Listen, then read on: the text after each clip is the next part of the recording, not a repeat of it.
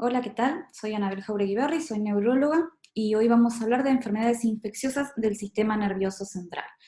Este es un tema muy amplio, así que bueno, lo que hice un poco es un recorte y vamos a hacer foco sobre todo en aquellas enfermedades infecciosas que vamos a ver en la urgencia y que pueden ser potencialmente graves. Vamos a empezar entonces por las meningitis y encefalitis infecciosas agudas y dentro de ellas las meningitis agudas. Sabemos que la meningitis es la inflamación aguda de las meninges, que tiene múltiples causas, pero no vamos a ocupar específicamente de las causas infecciosas. Y dentro de estas, la más importante por su frecuencia y por su gravedad es la meningitis bacteriana. Dentro de este grupo, ¿sí?, de meningitis bacteriana vamos a distinguir un grupo de pacientes que son aquellos pacientes que están bajo el título, digamos, la clasificación de meningitis adquirida en la comunidad en el adulto, que es la que más frecuentemente vamos a ver en guardia. Esto va a incluir pacientes entre los 15 y los 50 años aproximadamente, y en este grupo de pacientes la causa más frecuente de meningitis van a ser dos gérmenes, Streptococcus pneumoniae y Neisseria meningitis. O sea, neumococo y meningococo. Luego de los 50 años en pacientes de mayor edad, a estos dos, ¿sí?, les vamos a agregar los Bacillus gram negativos entéricos, Listeria monocytogenes y a Haemophilus influenza. Y después va a haber otros grupos especiales de pacientes, por ejemplo, pacientes inmunocomprometidos, pacientes postquirúrgicos que van a tener otros gérmenes que podrán estar asociados a los gérmenes más comunes. Pero tengamos en mente sobre todo, ¿sí?, que para el adulto las causas más frecuentes de meningitis bacteriana aguda en la comunidad son neumococo y meningococo. ¿Y esto por qué es tan importante? Bueno, porque la mayoría de las veces yo cuando veo a un paciente con sospecha de meningitis bacteriana voy a iniciar el tratamiento de manera empírica. Ahora vamos a ver un poco cómo es la evaluación diagnóstica y el inicio de tratamiento de estos pacientes, pero muchas veces lo vamos a hacer sin tener evidencia de qué germen estoy tratando. Y entonces voy a tener que tratar lo que es más frecuente en ese grupo de pacientes. La meningitis viral, por otro lado, por lo general son cuadros mucho más leves y no van a tener tratamiento específico, y las causas más frecuentes son los enterovirus. Los enterovirus son un grupo grande de virus, dentro de los cuales están Coxsackie, ecovirus, los enterovirus numerados, sobre todo los de 68 a 71, son los que más frecuentemente causan meningitis, pero hay otros virus que también pueden causar meningitis, como los arbovirus, y no nos tenemos que olvidar en nuestro medio de dengue. Si bien la meningitis por dengue es una situación muy poco frecuente, dengue sí es una infección frecuente en nuestro medio. Herpes simplex tipo 2, Epstein-Barr, HIV, varicela zoster, son otros virus que pueden causar meningitis viral, aunque con mucha menos frecuencia que los enterovirus. Bien, ¿cuál es la clínica de la meningitis? Independientemente de que sea viral o bacteriana, ¿sí?, tiene una tríada clásica de síntomas que son fiebre, cefalea y rigidez de nuca. Y si un paciente presenta estos síntomas, aunque no tenga vómitos, no tenga deterioro del sensorio, no tenga signos meningios al examen físico, yo tengo que pensar en una meningitis y en principio tratarla como una meningitis bacteriana hasta que se demuestre lo contrario. Cuando los pacientes tienen alteración del sensorio, eso es mucho más sugestivo de meningitis bacteriana, y los cuadros más graves, con signos de foco, con convulsiones, también son más frecuentes en las meningitis bacterianas que en las meningitis virales. Pero nunca esperemos que esté todo esto para pensar en que es bacteriana y tratarla. Si tengo sospecha de meningitis aguda infecciosa en un paciente, la trato como una bacteriana hasta que demuestre que no lo es. Dentro de la clínica, además de los síntomas neurológicos, los pacientes van a poder presentar complicaciones, ¿sí?, sobre todo si no los tratamos y si no los tratamos a tiempo. Alrededor de la mitad de los pacientes con meningitis con meningitis bacteriana, ¿no?, pueden tener complicaciones. Y estas van desde las complicaciones pura y exclusivamente neurológicas, como el edema cerebral, la hidrocefalia, la trombosis de senos venosos, las arteritis, convulsiones, compromiso de pares craneales, sobre todo el octavo par, por compresión, por inflamación, hasta complicaciones sistémicas como shock séptico, coagulación intravascular diseminada, fallo multiorgánico, CIJA. Entonces, la meningitis es un cuadro sistémico y potencialmente grave.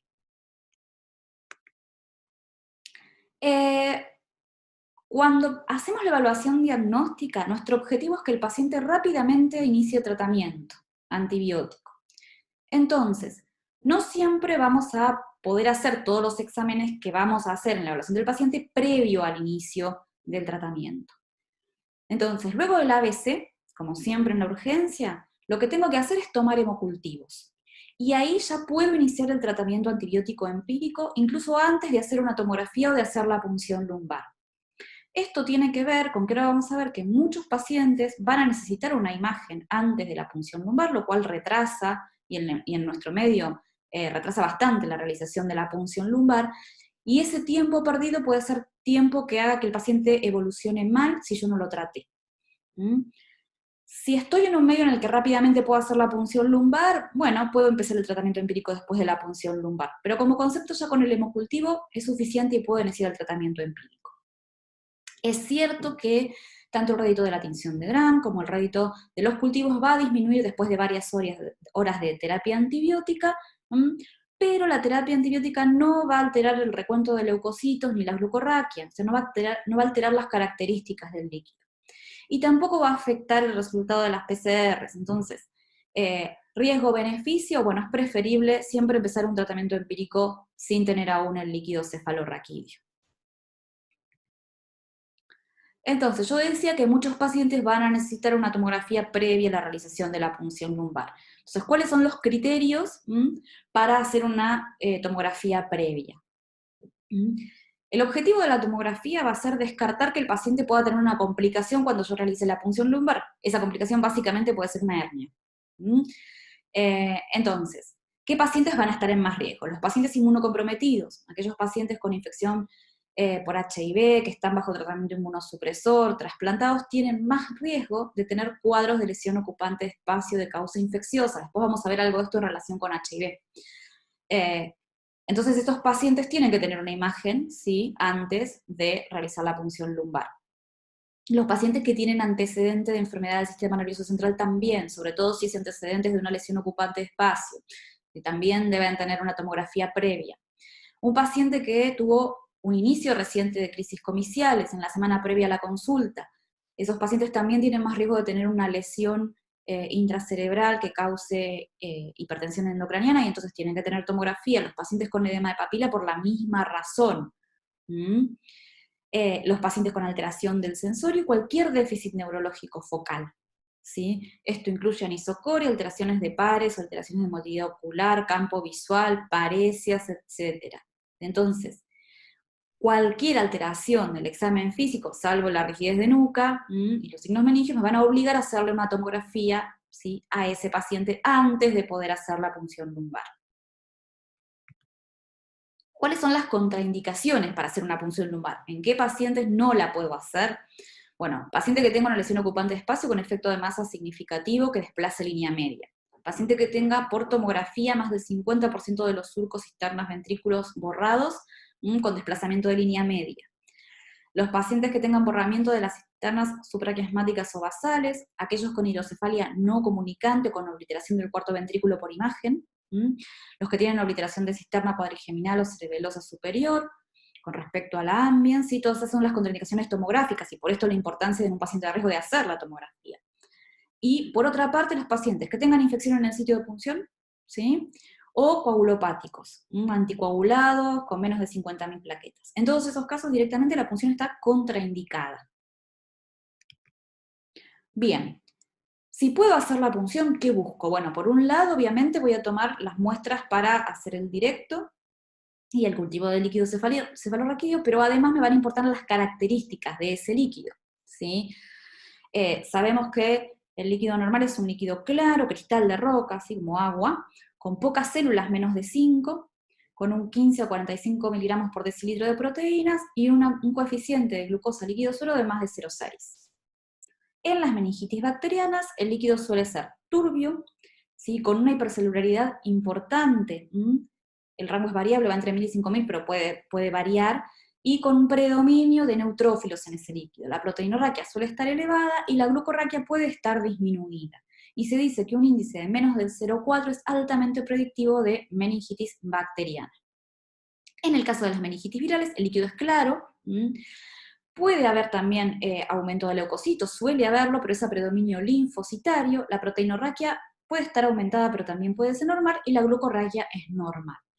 Entonces, ya sin tener el GRAM o el rescate de cultivo, por las características del líquido, yo puedo orientarme claramente en qué tipo de meningitis estoy viendo, si bacteriana o viral.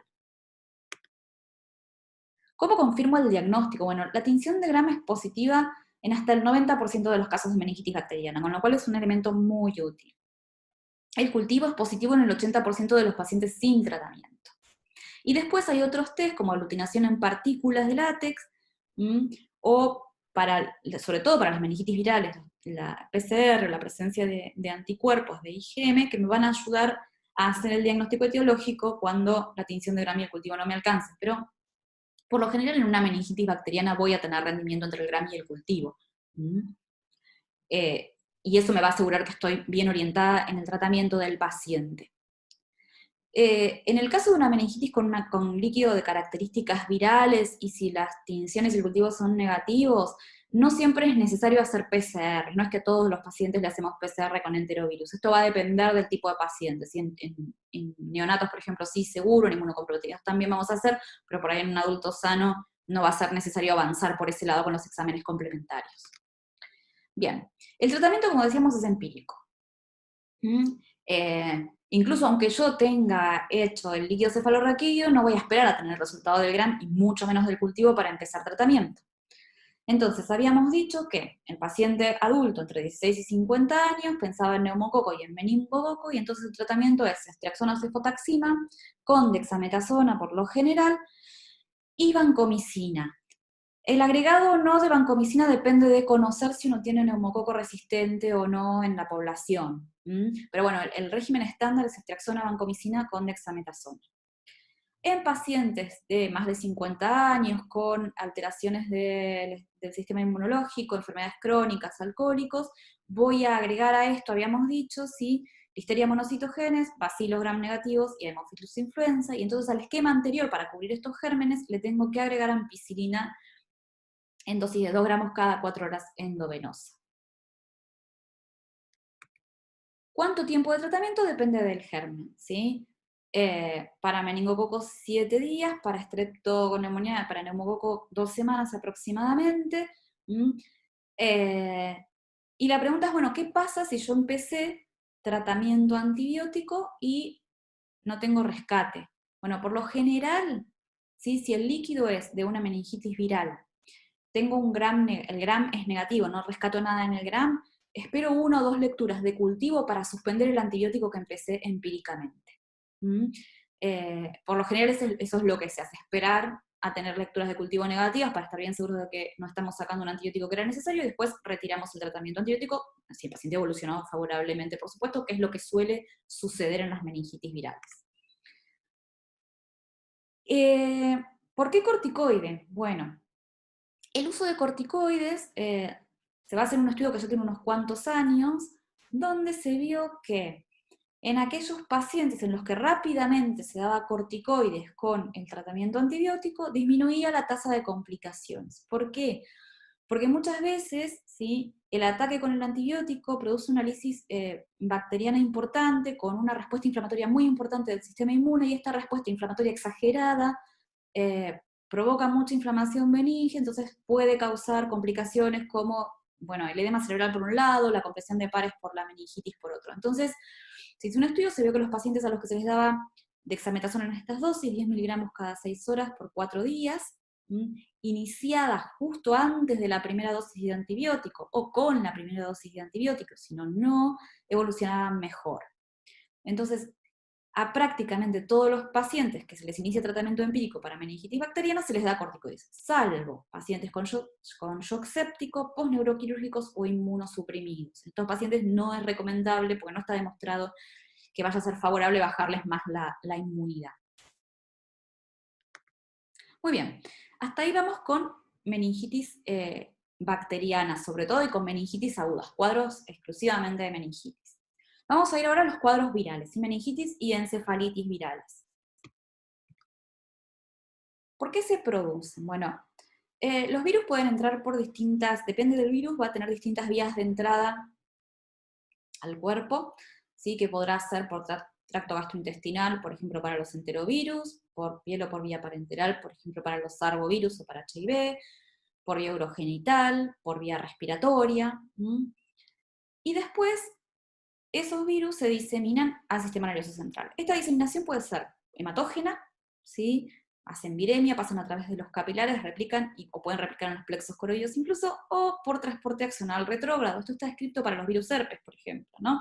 A través del nervio pueden entrar hacia atrás al sistema nervioso central.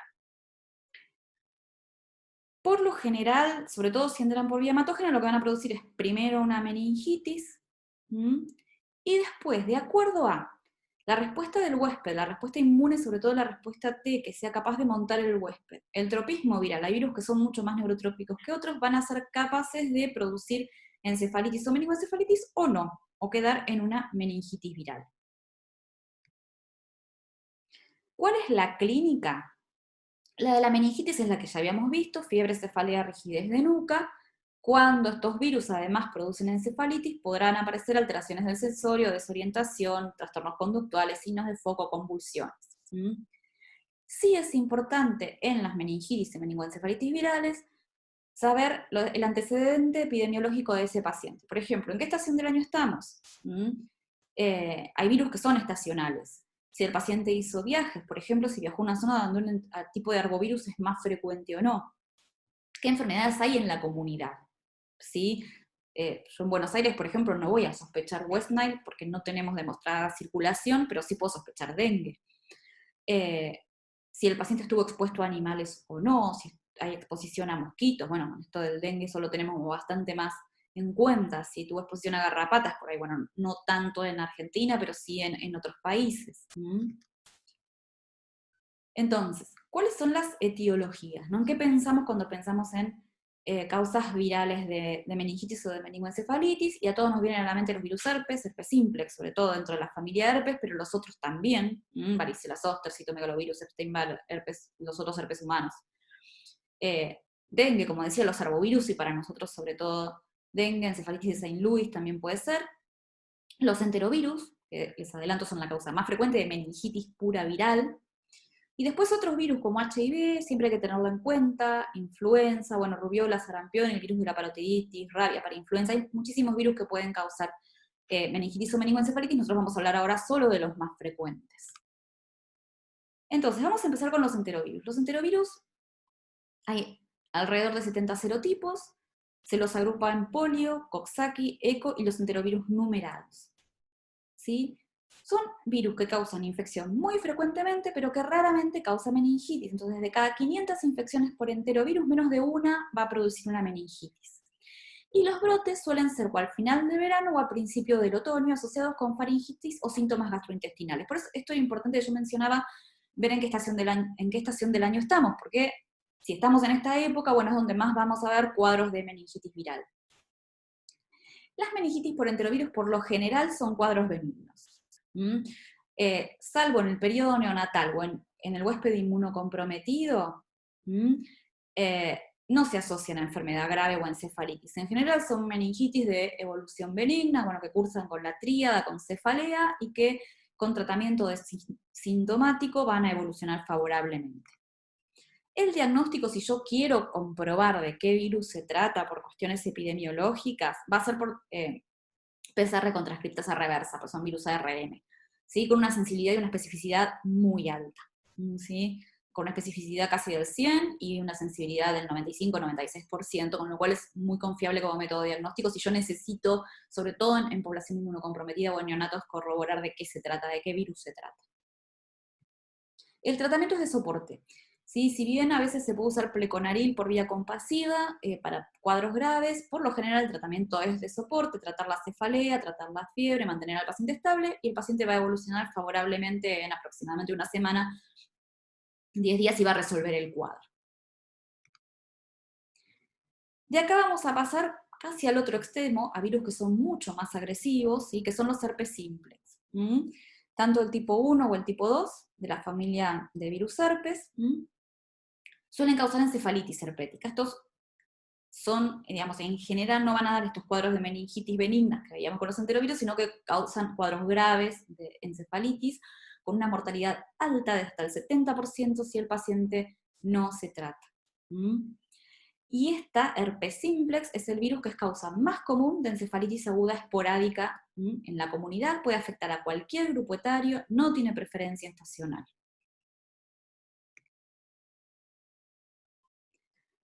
¿Cuál es la clínica de una encefalitis herpética? Bueno, pueden tener pródromos de un cuadro viral, vía aérea superior o gastrointestinales, pero en general lo que vamos a ver, ¿sí?, es un cuadro con deterioro del sensorio, además de la cefalea y la fiebre. Puede haber incluso alucinaciones visuales o olfatorias, es muy frecuente la presencia de convulsiones, está en el 75% de los casos, y también es muy frecuente la presencia de déficit motor o de trastornos del lenguaje, de afasia. Esto tiene que ver con la localización preferente del herpes. Al virus herpes le gustan los lóbulos temporales y por lo general va a afectar el lóbulo temporal. Hay distintas explicaciones por esto, algunos dicen que directamente acantonan el lóbulo temporal, otros dicen que no, que llega por transporte axonal retrógrado, pero la cuestión es que es un lugar de preferencia para el virus. Y eso tiene que ver con el tipo de síntomas que va a dar. Entonces, si yo tengo un paciente con un cuadro compatible con encefalitis herpética o con encefalitis viral, que muchas veces se va a superponer con el cuadro de meningitis bacteriana, ¿sí? No es raro que veamos pacientes que reciben tratamiento empírico para meningitis y para encefalitis. El diagnóstico, ¿sí?, se va a basar básicamente en tres ejes una vez que yo tengo un línea compatible. Por un lado el líquido cefalorraquídeo, con el examen de PCR, por otro lado la resonancia, y esos son los dos más importantes, y el electroencefalograma. Entonces, en el líquido cefalorraquídeo de un paciente con encefalitis herpética, lo que voy a ver es hiperproteinorraquia con mucha frecuencia, glucorraquia normal, pleocitosis mononuclear, y puede haber glóbulos rojos en el líquido. Los líquidos pueden ser hemorrágicos. Esto tiene que ver con que el virus produce necrosis, ¿sí? Es una infección muy agresiva y hay necrosis, y por esto los líquidos pueden ser hemorrágicos. Y son líquidos claros, como los de las meningitis virales. ¿Cuál es el gold estándar para el diagnóstico? La PCR, para herpes simplex. Tiene una sensibilidad y una especificidad altísima, de hecho cambió la historia de la encefalitis herpética, porque antes muchos de estos cuadros quedaban sin diagnóstico, se diagnosticaban por electroencefalograma, en realidad por sospecha, pero no se podía demostrar la presencia del virus. A partir de que se usa la PCR, uno puede demostrar la presencia de herpes simplex en líquido, con algunos falsos negativos que pueden aparecer, que tienen que ver a veces con si la punción es muy temprana en la evolución de la enfermedad, o a veces la presencia de hemoglobina en el líquido puede inhibir la reacción de PCR y eso me puede dar un falso negativo. Por eso siempre se recomienda que si un paciente tiene un cuadro altamente compatible con encefalitis herpética y una primera PCR negativa, se repita el estudio para estar seguros de que es otro virus y que no es herpes simplex, ¿sí?, por la sensibilidad y especificidad que tiene la PCR. El electroencefalograma, que es otro estudio útil, recordemos que habíamos dicho que un 75% de estos pacientes tenían crisis comiciales, es anormal en aún un porcentaje más alto de los pacientes. Casi un 90% de los pacientes van a tener alteraciones en el electroencefalograma, y en un 75% van a ser focales, sobre todo a nivel temporal. Y esto la diferencia de otras encefalitis virales, porque en las otras encefalitis virales no es frecuente encontrar solo alteración focal a nivel temporal. Entonces, cuando no existía PCR, muchas veces el diagnóstico de encefalitis herpética se hacía con el electroencefalograma. Si yo tenía un cuadro compatible y alteraciones focales temporales, bueno, pensaba en una encefalitis herpética, incluso sin resonancia también. Ahora esto ya muchas veces es más anecdótico para el diagnóstico etiológico, porque si tengo, la mayoría de los medios voy a tener la PCR disponible. Acá vemos un electroencefalograma de una paciente con encefalitis herpética, donde vamos a ver una actividad lenta, predominio frontotemporal derecho, solo se ve más clara acá, por ejemplo, ¿sí?, en estas derivaciones del electro. ¿Qué es lo que estamos viendo? Estamos viendo reflejado el daño que está produciendo el virus, ¿sí?, a nivel del lóbulo temporal. La resonancia es otro estudio diagnóstico, que habíamos dicho que es uno de los pilares del diagnóstico, que es muy importante. Y acá también voy a ver reflejado este tropismo del virus herpes, del virus herpes simplex por el lóbulo temporal. ¿Por qué? Porque veo anormalidades en el lóbulo temporal en el 90% de los casos versus 10% de encefalitis causadas por otros virus. Entonces también es altamente sugestiva. Todas estas herramientas nos van a ayudar a darle peso al diagnóstico incluso aunque no tengamos la PCR. ¿Cómo son las lesiones? Son lesiones que brillan, son hiperintensas en secuencias T2 y FLAIR, y son hipointensas, oscuras en el T1. Pueden realzar con gadolinio, en general en parches, es un realce irregular, pueden restringir en la difusión, no porque se trate de un accidente cerebrovascular, sino por lo que hay es edema en la célula, producto de la infección y de la reacción inflamatoria, y compromete tanto sustancia gris como sustancia blanca, no tiene preferencia. Entonces acá vemos, ¿sí?, algunas imágenes en FLAIR, donde vemos el compromiso del lóbulo temporal, a predominio izquierdo en este caso, ¿sí? Ven una lesión hiperintensa, no si acá podemos diferenciar la sustancia blanca de la sustancia gris, acá no, lo que vemos es no vemos surcos, vemos un lóbulo temporal edematizado. ¿Sí? Acá vemos lesiones más extensas en el lóbulo temporal derecho, donde bueno, vemos edema, ya desapareció la sustancia gris y la sustancia blanca. Y acá vemos otra imagen, en T1, que realza, vemos cómo realza con contraste, ¿no? La imagen de la encefalitis herpética, esto quiere decir que hay ruptura de barrera hematoencefálica. Y esta es una secuencia de difusión, también de una encefalitis herpética, donde vemos que hay áreas, ¿sí?, que son las más brillantes, de restricción en la difusión, y esto se asocia al edema citotóxico que produce la infección por herpes simple. Bien, entonces, por lo general, una encefalitis herpética, si tengo los medios adecuados, es de relativamente fácil diagnóstico, o sea, voy a llegar a un diagnóstico etiológico. ¿Cuál es el tratamiento? Bueno, ante sospecha de encefalitis herpética, yo voy a iniciar con o sin PCR, no voy a esperar si la PCR tarda 15 días, no la voy a esperar, me va a servir de confirmación, pero no voy a esperar el resultado, si lo voy a iniciar con clínica y la imagen, probablemente antes de la imagen. El tratamiento va a ser con aciclovir, 30 miligramos kilo día, dividido en 3 dosis, durante 2 a 3 semanas, se tiende cada vez más a hacer 3 semanas, porque el aciclovir solamente elimina el virus que está activo, ¿sí? Cuando el virus no está replicando y está en estado latente, el aciclovir no lo elimina. Entonces lo que se hace son cursos extendidos para asegurarnos de eliminar todo el virus que estaba en el lóbulo temporal y frenar el cuadro de encefalitis. Muy bien. Hasta acá llegamos con lo que son infecciones neurológicas agudas, graves potencialmente en la comunidad. La segunda parte de la clase va a ser sobre complicaciones neurológicas en pacientes infectados por HIV. Este es un capítulo inmenso de la neurología y de la infectología, por lo tanto yo les voy a hacer una pequeña introducción de cuáles son los cuadros que podemos ver y nos vamos a dedicar un poco más a lo que vemos en los pacientes que están inmunocomprometidos de manera importante por el HIV. No nos vamos a dedicar a todo el panorama de infecciones por HIV porque eso nos llevaría muchas horas. Entonces, no.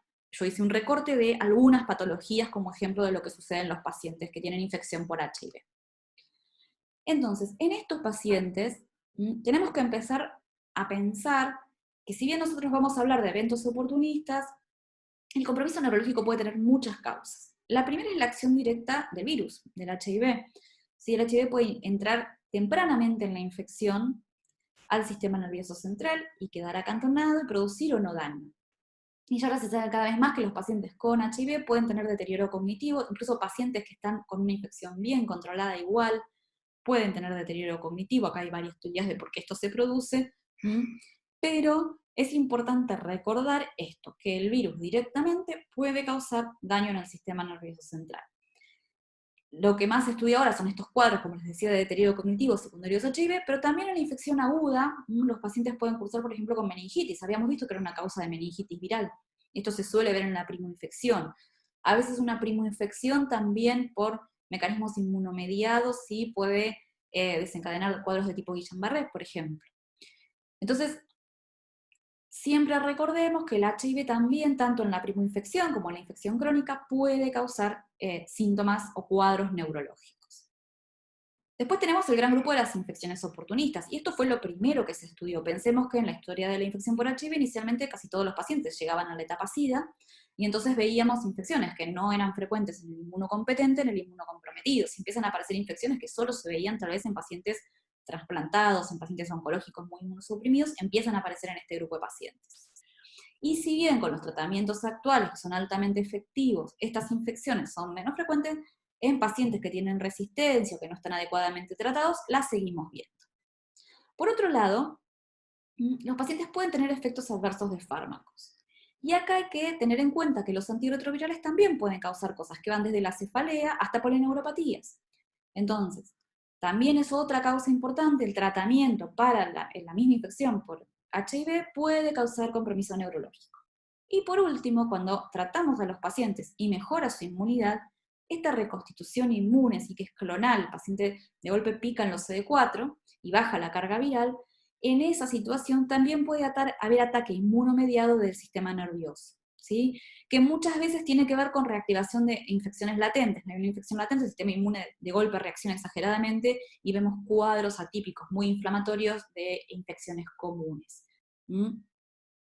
Pero bueno, esta es otra cosa, ¿sí? Que también tenemos que pensar en estos pacientes. Entonces, si bien ahora vamos a hablar de oportunistas, no nos quedemos con que solamente los pacientes con HIV tienen infecciones oportunistas y no pueden tener otro tipo de cuadros neurológicos relacionados con la misma infección o el tratamiento de la infección. Muy bien. Hablando específicamente de oportunistas, va a ser fundamental para el diagnóstico, ¿sí? Para la sospecha diagnóstica, qué nivel de linfocitos CD4 tiene ese paciente. Porque de acuerdo a esto va a ser el riesgo de tener cierto tipo de eventos oportunistas. Entonces, por encima de los 200 CD4, ¿qué vamos a ver? Bueno, podemos ver sífilis, podemos ver tuberculosis, que en nuestro medio es bastante frecuente, pero no vamos a ver las otras. Es raro que, si bien está descrito, es raro que en un paciente con más de 200 CD4 veamos una meningitis por criptococo o una toxoplasmosis. ¿Qué pasa entre los 200 y los 100? Bueno, tengo que pensar en meningitis por criptococo, ahí está el complejo cognitivo motor asociado a HIV, esto ya es bastante discutido, de que sea solamente en pacientes inmunocomprometidos, si bien es más frecuente, yo había comentado que se puede ver compromiso cognitivo en cualquier etapa del HIV, entonces por ahí está entre comillas, pero sí entre 200 y 100 CD4, meningitis por criptococo, toxoplasmosis del sistema nervioso central, meningitis por coccidioides y Chagas. Y por debajo de 100 CD4, leucoencefalopatía multifocal progresiva, eso es lo que quiere decir LMP, linfoma primario del sistema nervioso central y los cuadros por citomegalovirus, ya sean encefalitis o polirradiculitis, se ven en pacientes muy inmunocomprometidos. Muy bien. Vamos a empezar por hablar de aquellas infecciones oportunistas que se manifiestan como lesión ocupante de espacio. Esto es, aquellas lesiones que tienen una manifestación similar a la de un tumor, ¿sí? Son lesiones que son de tipo absceso, granuloma, ¿sí? Que tienen esta cuestión de ocupar espacio y de, por compresión o por hipertensión endocriniana, dar síntomas. Y debemos adelantar que la clínica de todas es bastante similar. Entonces nos vamos a tener que apoyar en otras cuestiones para poder hacer el diagnóstico etiológico y diferenciar una de otra. La primera de la que vamos a hablar por frecuencia es toxoplasmosis del sistema nervioso central. La toxoplasmosis es la lesión ocupante de espacio más frecuente en pacientes con HIV-Sida, ¿sí? En la época pre-HART, previa al tratamiento antirretroviral altamente eficaz, el 60% de las lesiones ocupantes de espacio en pacientes con HIV eran toxoplasmosis. Y la gran mayoría de los casos son por reactivación de infección latente. Si recordemos que la infección latente por toxoplasma es muy frecuente en la población, y estos no eran pacientes que se contagiaban en ese momento, sino que tenían una infección latente bien controlada por el sistema inmune que al bajar el control inmunológico se reactivaba. Y se ven pacientes con menos de 200 CD4. ¿Cuál es la clínica? Puede ser aguda o subaguda.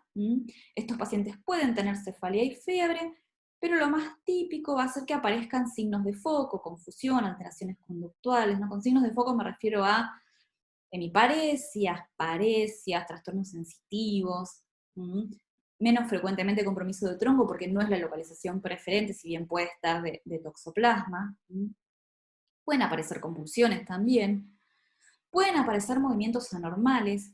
Esto es muy característico porque los toxoplasmomas tienen una preferencia por la región de los ganglios de la base, pero en general cuando se ven este tipo de cuadros, que pueden ser distonías, por ejemplo, son tardíos en la evolución. Es más frecuentemente verlos en pacientes que se están recuperando, que se han recuperado y tienen secuelas, que verlos en el momento agudo. Y muy raramente el toxoplasma puede provocar una encefalitis difusa sin signos de foco. Esto se ve solo en general el paciente es muy, muy inmunocomprometido, pero si no, lo que vemos es la presentación como lesión ocupante de espacio. ¿Cómo se hace el diagnóstico? Bien, siempre pensemos que cuando yo veo una lesión ocupante de espacio en un paciente con menos de 200 CD4, pienso que es un toxoplasma, salvo que tenga gran evidencia en contra. Entonces, ¿en qué apoyo el diagnóstico? Primero en que el paciente tenga IgG positivo, ¿sí? Esto se ve en más del 90% de los casos de toxoplasmosis van a tener IgG positivo. Entonces, primer elemento, la IgG. Segundo elemento, las neuroimágenes, preferentemente resonancia, sin y con contraste. ¿Qué vemos en la resonancia? Porque por lo general lesiones múltiples, nodulares, hiperintensas en T2, o sea, brillan en T2, son iso o hipointensas en T1, realzan con gadolinio, ya sea en forma nodular, en forma homogénea o en anillo. Hay algo típico que es el signo de la diana excéntrica, imagínense un tiro al blanco, ¿sí? Pero con la diana, el centro, en un costado, ¿no? Entonces tienen esta especie de realce en anillo, más una especie de pequeño nodulito de realce, que se llama diana excéntrica. Eso es bastante típico, aunque no se ve en todos los casos de toxoplasmosis. Tienen efecto de masa que es variable y por lo general están en la interfaz entre sustancia gris y sustancia blanca y en los ganglios de la base, ¿sí? No quiere decir que esa sea la única localización, pero sí es la localización preferencial de las lesiones de toxoplasmosis del sistema nervioso. Y acá vemos algunos ejemplos. Lo primero es una tomografía, ¿sí? Claramente el hueso con contraste, donde vemos varias lesiones, ¿sí? Imaginemos esta porción del cerebro normal, y entonces acá vemos una lesión córtico-subcortical o casi cortical que realza así, si se fijan, tiene este realce en anillo y tiene un puntito entre medio, como una diana excéntrica, y acá vemos por lo menos 2 lesiones más, también con realce en anillo y con edema perilesional. Esto es un T1 de resonancia con contraste, y acá también vemos múltiples lesiones, ¿sí? En interfase, casi todas, alguna más profunda, y estas ya más hipointensas o isointensas en el T1, con el realce en anillo, con edema perilesional. Acá vemos otra lesión con una parte de realce nodular y realce en anillo. Acá vemos cómo se ve en FLAIR, que vemos mucho edema, sobre todo asociado a las lesiones, ¿no? Con borramiento de surcos, etc. Entonces, esas son las imágenes características de toxoplasmosis. Entonces, si yo tengo un paciente que tiene clínica compatible, menos de 200 CD4, clínica de lesión ocupante de espacio, IgG positiva, y una neuroimagen compatible, pienso en toxoplasmosis y empiezo tratamiento.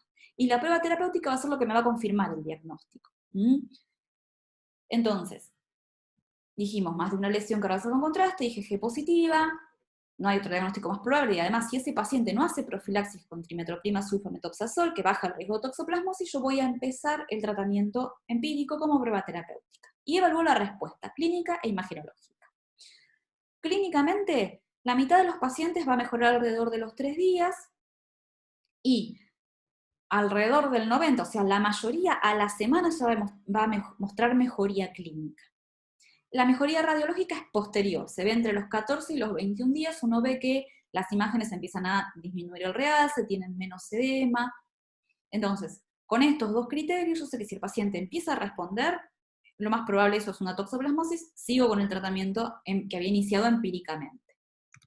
¿Con qué se hace el tratamiento? Bueno, con pirimetamina, sulfadiazina o clindamicina y ácido folínico. Tiene una etapa de ataque que es en dosis más altas que dura 6 semanas, y una etapa de paciente que evolucionó favorablemente de mantenimiento que en general se va a hacer hasta que el paciente tenga unos buenos CD4 de más de 200 en forma sostenida, y ahí recién voy a suspender el tratamiento de mantenimiento. Entonces, es un tratamiento prolongado. Y la evolución de una toxoplasmosis por lo general es buena con tratamiento. Por eso la prueba terapéutica nos sirve de confirmación del diagnóstico. El diagnóstico diferencial, o uno de los diagnósticos diferenciales más importantes de la toxoplasmosis, es el linfoma primario del sistema nervioso central, porque es la segunda lesión ocupante de espacio en frecuencia en este grupo de pacientes, que en general van a tener CD4 más bajos, menos de 100, en general muy bajos, menos de 50.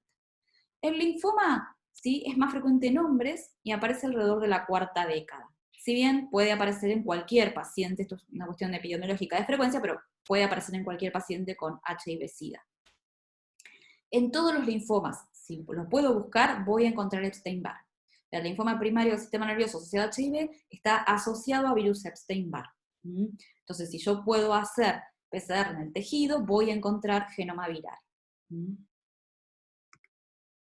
La clínica es muy parecida a la de la toxoplasmosis, no va a ser algo que nos ayude a diferenciar uno de otro, ¿sí? También tengo déficits focales, deterioro del sensorio, convulsiones, puede haber meningitis linfomatosa, pero no es una cosa muy frecuente, y puede haber síntomas B asociados al linfoma, pero siempre pensamos que la clínica del linfoma y la toxoplasmosis son prácticamente iguales, y no me van a servir para diferenciar una de otra.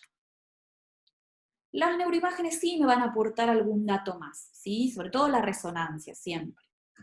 En el linfoma, las lesiones son, en general, bueno, son nodulares, en general son múltiples o multicéntricas, y esto ya las distingue un poco de las de toxoplasmosis, el hecho de ser multicéntricas, pero pueden ser solitarias.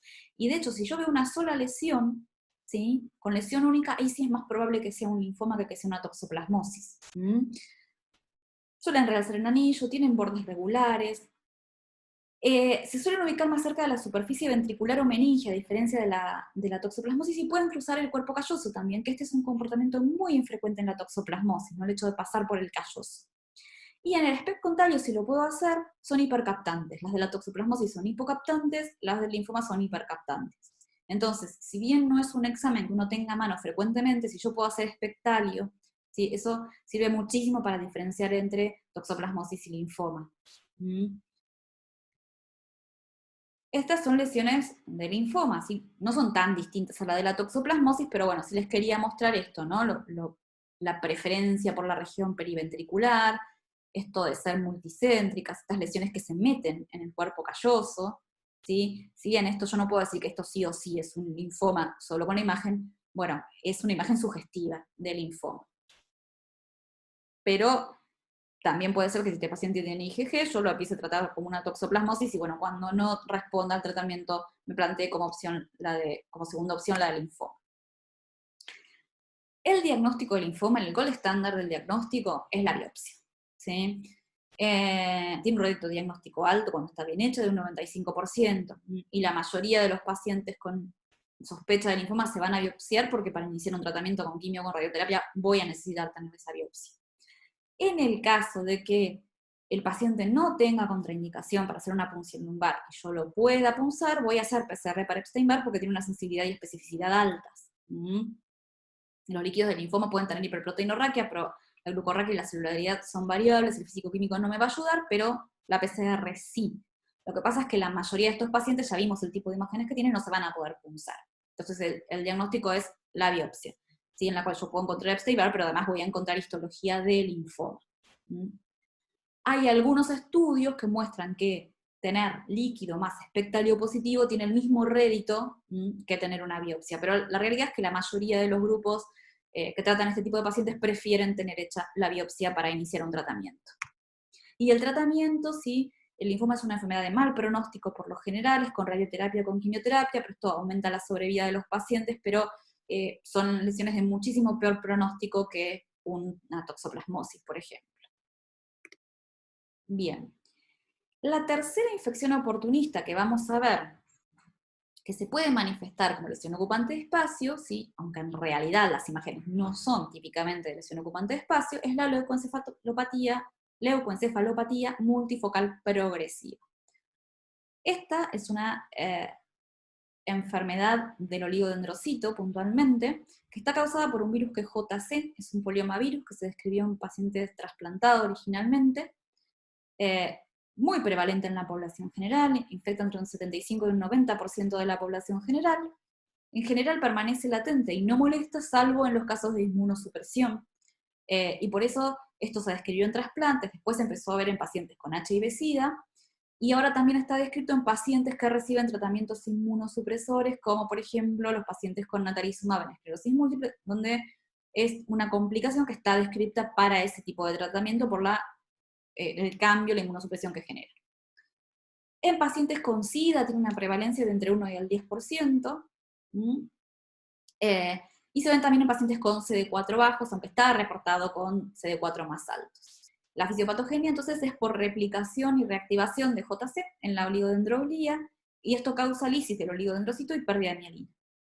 Entonces, lo que vamos a ver, si bien hay otros cuadros asociados a JC, este es el típico, lo que vamos a ver son lesiones que predominan en la sustancia blanca.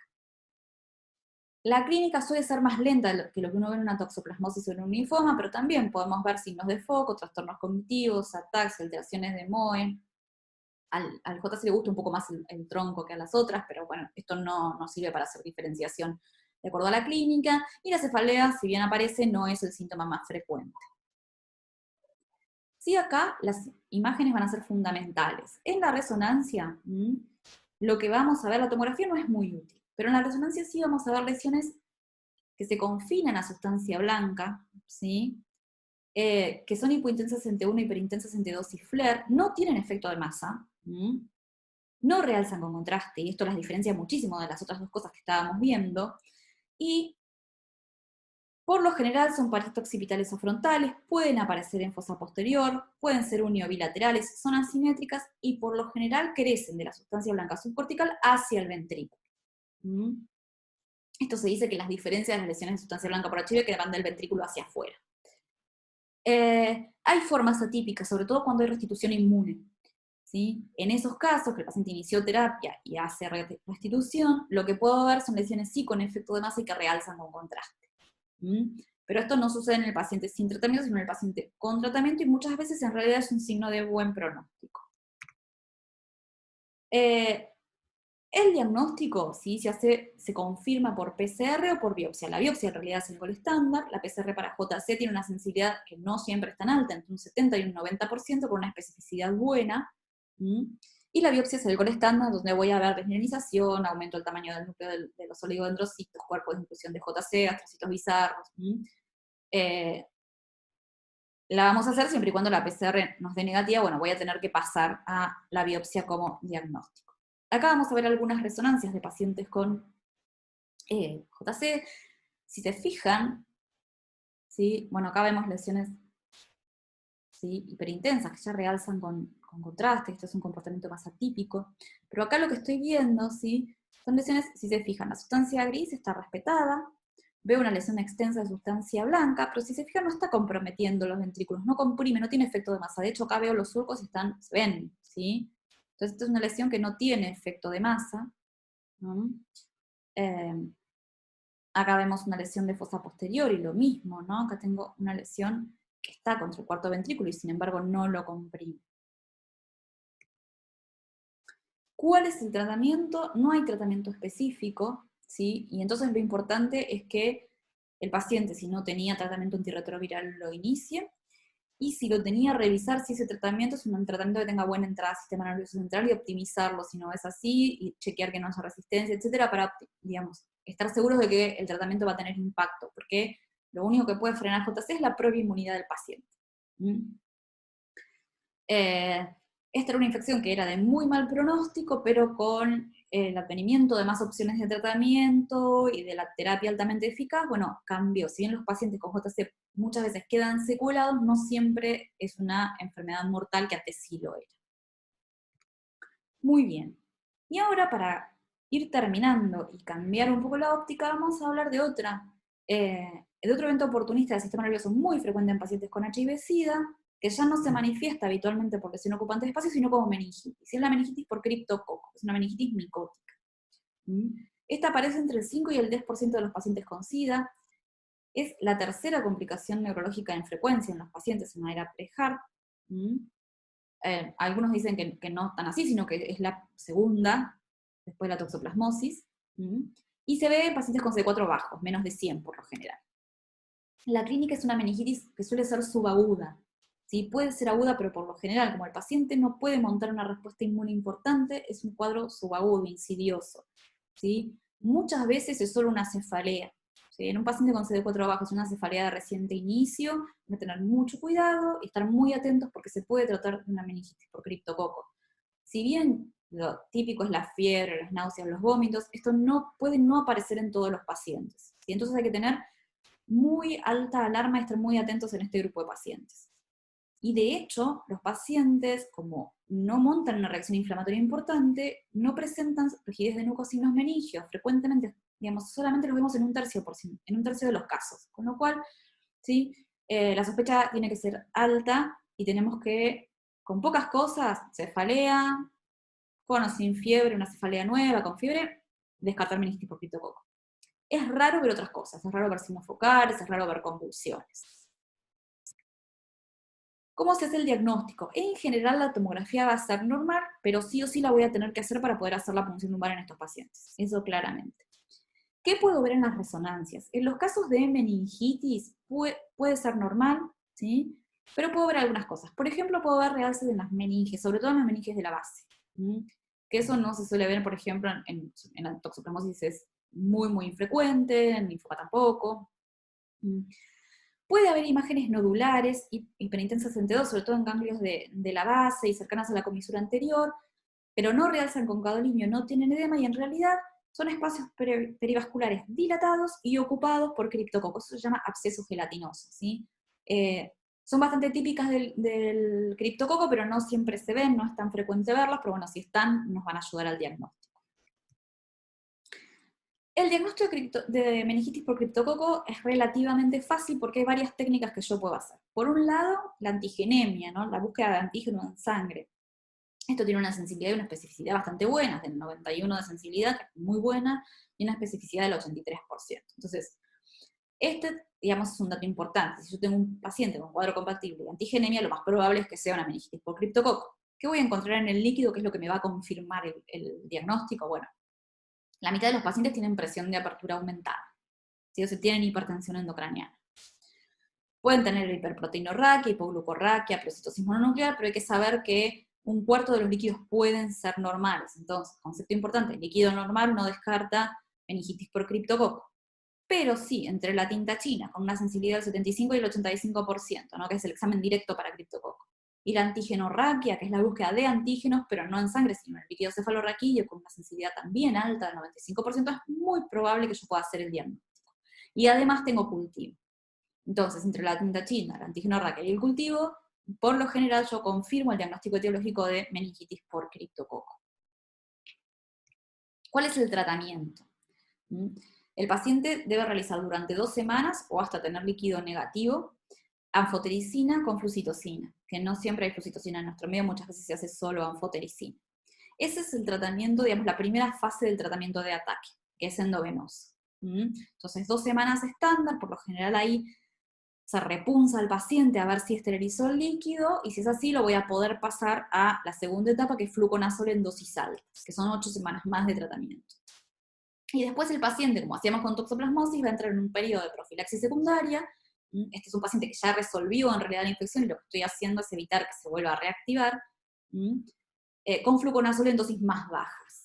Esto se suspende por lo general cuando el paciente logra tener más de 100 CD4 en forma sostenida, con el mismo criterio que usábamos para toxoplasmosis. ¿Qué es muy importante en estos pacientes? Habíamos dicho que la mitad iban a tener hipertensión endocraniana. La hipertensión endocraniana es un signo de mal pronóstico y se asocia a complicaciones de meningitis por criptococo. Entonces, es importante bajar la presión endocraniana. Por lo cual, en los casos de hipertensión endocraniana severa, incluso o en los pacientes que no terminan de mejorar con el tratamiento, es importante la punción lumbar repetida para evacuar líquido y para bajar la presión endocraniana, no para diagnóstico, sino para tratamiento, ¿no?